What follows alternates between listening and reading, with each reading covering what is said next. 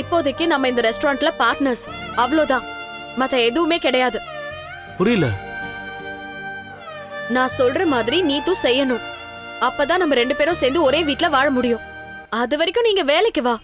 இது ஊர் ரெஸ்டாரண்ட் மாதிரி பாத்துக்கோ, எந்த பிரச்சனையும் இல்ல. ஆனா நான் சொன்னது நடக்கிற வரைக்கும் நான் என் வீட்ல தான் இருப்பேன். நீ உன் ஒர்க்க முடிச்சிட்டு உன் வீட்டுக்கு போயிடு.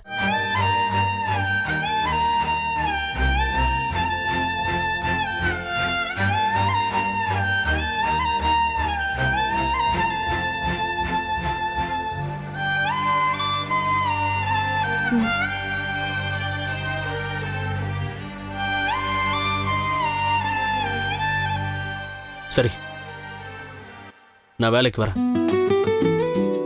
ரவி, அதான் ஜாயின் பண்ணிட்டல, அப்புறம் எங்க வெளியே போற? இன்னையில இருந்தே ஒர்க்க ஸ்டார்ட் பண்ணியாச்சு.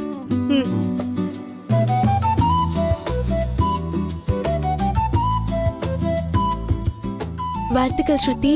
எப்படியோ ரவியை வர வச்சிட்டீங்க. இனிமே எல்லாம் சரியாயிடும். கூடிய சீக்கிரம் நீங்களும் நம்ம வீட்டுக்கு வந்துருவீங்க. எனக்கு அந்த நம்பிக்கை இருக்கு.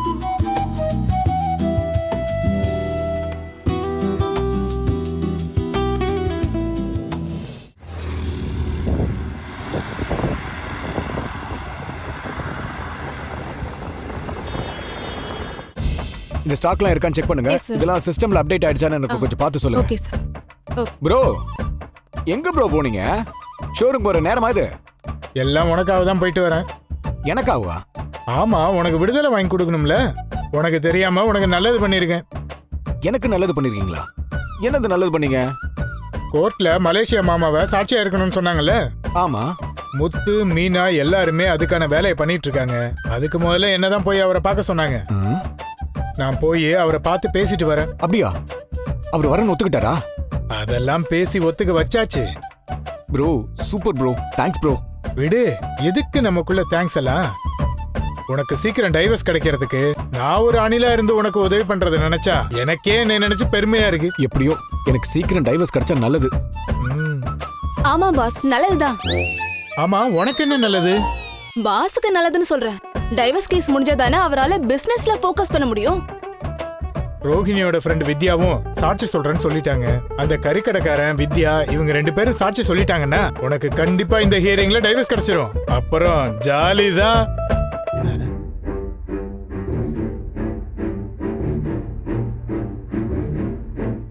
அப்புறம் என்னாச்சு? முழுசா சொல்லுங்க. ப்ரோ, பின்னாடி பின்னாடி இவ்வளோ ஒருவேளை நாங்க பேசினது எல்லாத்தையும் கேட்டிருப்பாளோ?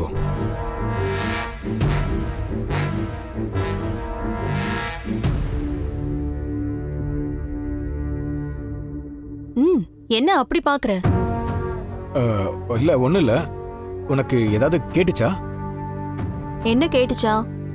இல்ல, இப்ப நாங்க பேசினது. நீங்க என்ன பேசுனீங்க? இப்ப சந்தோஷ் ப்ரோ என்கிட்ட பேசினது உனக்கு ஏதாவது கேட்டுச்சான்னு? என்ன சொன்னாரு? நான் எதுவுமே கேட்கவே இல்லையே. நான் நம்ம ஆர்டருக்கு தேவையான ஸ்டாக்லாம் என்னென்ன இருக்குன்னு பார்க்கலான்னு வந்தேன். வேற எதுவுமே கேட்கலையா? இல்ல மனோஜ், எதுவுமே கேட்கவே இல்ல. அதுவும் இல்லாம உன் முகத்தை பார்த்த உடனேயே சுத்தி இருக்கிறவங்க என்ன பேசினாலுமே எனக்கு கேட்காது.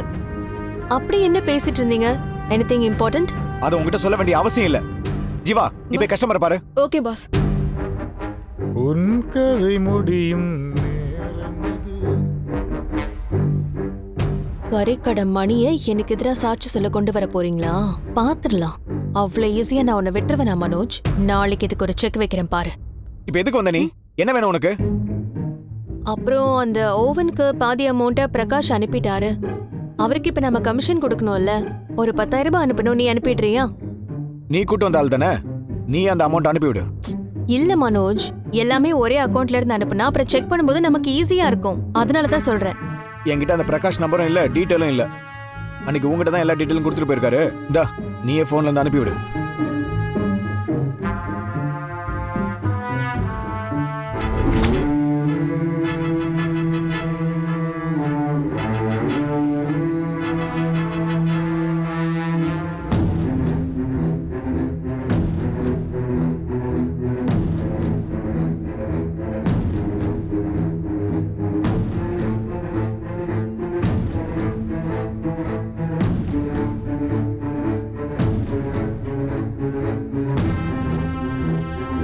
மனோஜ் இந்த அனுப்பிட்டேன். இந்த பேலன்ஸ் ஸ்டாக் எல்லாம் செக் பண்ணு. என்னமோ பண்ணு, அதையும் என்கிட்ட சொல்ற. ம்.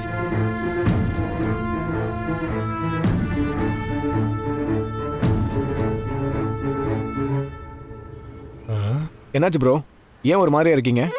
இல்ல நம்ம பேசும்போது ரோஹிணி பக்கத்துல வந்துட்டாங்க. ஆனா நம்ம பேசுனது எதுவுமே கேட்கலன்னு சொல்றாங்களே. அதான் அவ சொன்னால, என் முகத்தை பார்த்த உடனே வேற யாரு பேசினாலும் கேட்காதுன்னு. அப்ப கண்டிப்பா அவளுக்கு கேட்டிருக்காது. இப்ப தெரியுது அவ ஏன் உன்னை சூஸ் பண்ணான்னு. அவ எது சொன்னாலும் நீ நம்புறியாடா? ஒண்ணு இல்ல ஒண்ணு இல்ல.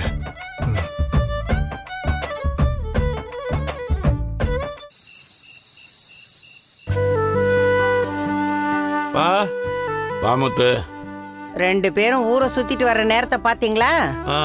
ஏன் சொல்ல மாட்டீங்க? உங்க பையன் விஷயமா தான் நாங்க 2 பேரும் அலைஞ்சிட்டு இருக்கிறோம். இப்ப கூட அந்த கறிக்கடை மணியை தான்ப்பா போய் பார்த்து பேசிட்டு வந்தோம். கேட்டியா என்ன சொல்றாரு அவரு? பார்த்து பேசணும்ப்பா, கோர்ட்ல வந்து உண்மையை சொல்ல சொன்னோம். அவரு சரின்னு இருக்காரு. டேய், இது பழைய நியூஸ்ரா. நீ போய் பேசினதை என் ஃப்ரெண்டு சந்தோஷ் எப்பயோ வந்து என் ஷோரூம்ல சொல்லிட்டாரா. ஆமா, அந்த ஆள் அங்கதான் வந்திருந்தாரு, பார்த்தேன். அந்த கறி கடைக்காரன் ஓகே சொன்னதை என்கிட்ட வந்து சொல்லிட்டாரு. அதை சொல்லும் போது ரோகிணி கூட கடையில் தான் இருந்தா. அவளா? அவகிட்ட நீ பேசுனியா? வேலை விஷயமா மட்டும்தாம்மா, மற்றபடி எதுவும் பேசிக்கல.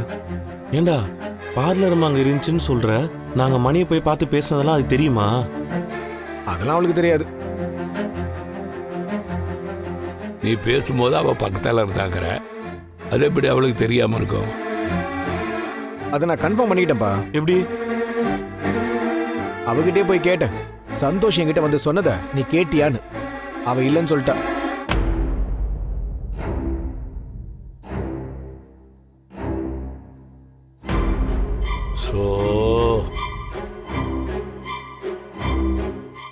இவன் நிஜமாவே லூசா இல்ல லூசு மாதிரி நடிக்கிறானாப்பா? அவகிட்டே போய் கேட்டேங்கிறான். ஏண்டா அது தெரிஞ்சாலும் உண்மையை சொல்லவாடா போகுது? டேய், அதான் சொல்றேன்ல அவளுக்கு தெரியாதுன்னு. டேய், அந்த பார்லர் நம்ம போய் சொல்றதுல எல்லாம் பட்டம் வாங்கினதுடா. கண்டிப்பா கேட்டிருக்கும்டா. மாமா, அவ கேட்டிருந்தா உஷாராயிருப்பா. அதுக்கேத்த மாதிரி புதுசா ஏதாவது திட்டம் போட்டிருப்பா. கரெக்ட் மனோஜே, கொஞ்சமாவது ஜாக்கிரதையா இருக்கணும்லடா. யாரு முன்னாலே என்ன பேசணும்னு பார்த்து பேசணும்டா.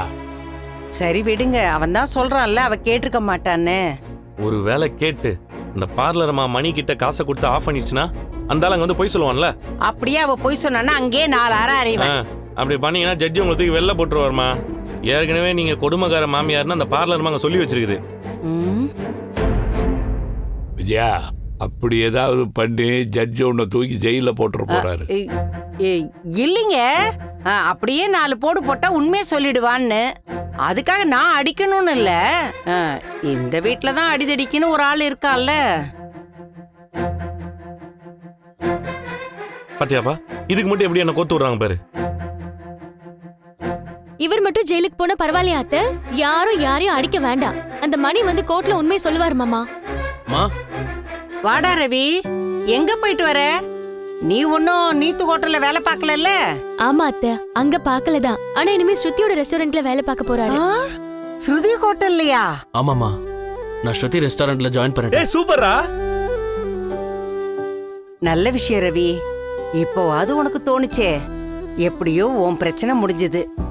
ஸ்ருதி இன்னைக்கு வீட்டுக்கு வந்துருவாள்ல?